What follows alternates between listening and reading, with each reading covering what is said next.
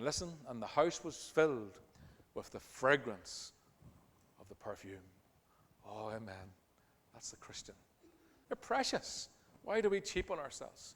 Give ourselves over to the foxes and the dead flies when we're worth so much? We carry the fragrance of Christ. And Mary had been there and she bought the finest perfume. And she wasn't careless with her perfume. There's no flies in it. The lid wasn't open. There's no flies in it. She kept it, in fact, in an alabaster jar.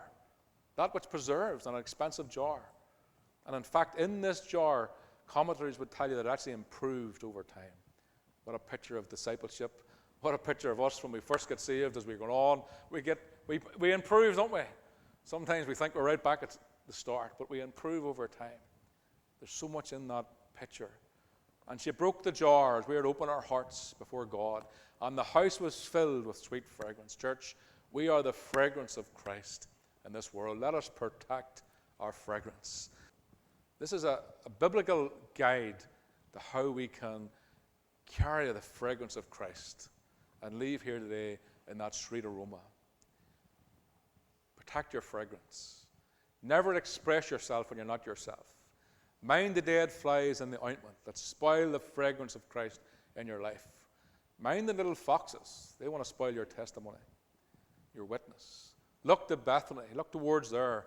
There you see counsel. Mary, there she was, bowed before the Lord.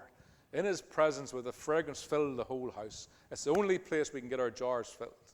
Now, Mary's act symbolizes a life of genuine worship and devotion. It encourages us to let our Christian influence be a sweet fragrance to those around us.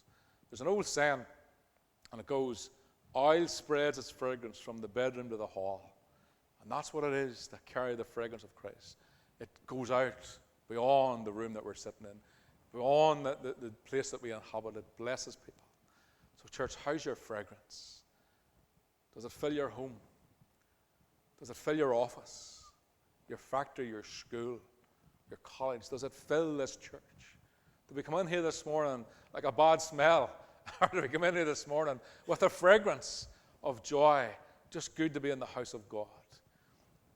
Lord Peterborough once said of a Christian who was witnessing to him, I was forced to get away from him as fast as I could, or else he'd have made me a believer.